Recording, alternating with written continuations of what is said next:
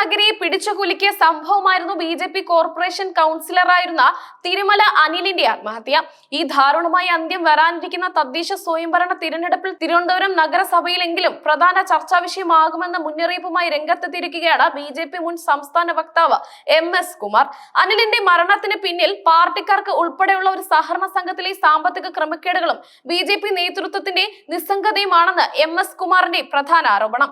MS Kumar പങ്കാളിയായ സഹകരണ സംഘത്തിൽ നിന്ന് വായ്പ എടുത്തവരിൽ 70% പേരും ബി പ്രവർത്തകരോ നേതാക്കളോ ആണെന്ന് ഞെട്ടിക്കുന്ന വിവരമാണ് അദ്ദേഹം പുറത്തുവിട്ടത്. എന്നാൽ ഇതിലും ഗൗരവമായ കാര്യം, വായ്പ തിരിച്ചടയ്ക്കാത്തവരുടെ പട്ടികയിൽ 90% ഇതേ പാർട്ടിക്കാർ തന്നെയാണെന്നതാണ്. തിരിച്ചടവ് മുടങ്ങിയവരുടെ കൂട്ടത്തിൽ സാധാരണ പ്രവർത്തകർ മാത്രമല്ല ഉൾപ്പെട്ടിട്ടുള്ളത്. സംസ്ഥാന ഭാരവാഹികൾ, സെൽ കൺവീനർമാർ ഉൾപ്പെടെയുള്ള പ്രധാന നേതാക്കൾ എന്നിവരെല്ലാം ഈ പട്ടികയിൽ ഉണ്ടെന്ന് MS കുമാർ ആരോപിക്കുന്നു. മറ്റ് പാർട്ടികളിൽ നിന്ന് ബി വന്ന കേന്ദ്ര നേതാക്കളുമായി വരെ അടുപ്പം സ്ഥാപിച്ച നേതാക്കളും ഇതിൽ ഉൾപ്പെടുന്നു. ഈ വായ്പാ തട്ടിപ്പ് നടത്തിയ നേതാക്കളോടൊക്കെ സംസാരിച്ച് മടുത്തതിനെ തുടർന്ന് അവരുടെ എല്ലാം പേരുകളും അവർ അടയ്ക്കേണ്ട തുകയും ഫേസ്ബുക്കിലൂടെ പരസ്യമായി വെളിപ്പെടുത്താൻ തീരുമാനിച്ചിരിക്കുകയാണ് MS കുമാർ. ഈ വെളിപ്പെടുത്തൽ തിരുവനന്തപുരം ബി ഘടകത്തിൽ വലിയ കോളിളക്കം സൃഷ്ടിച്ചേക്കും.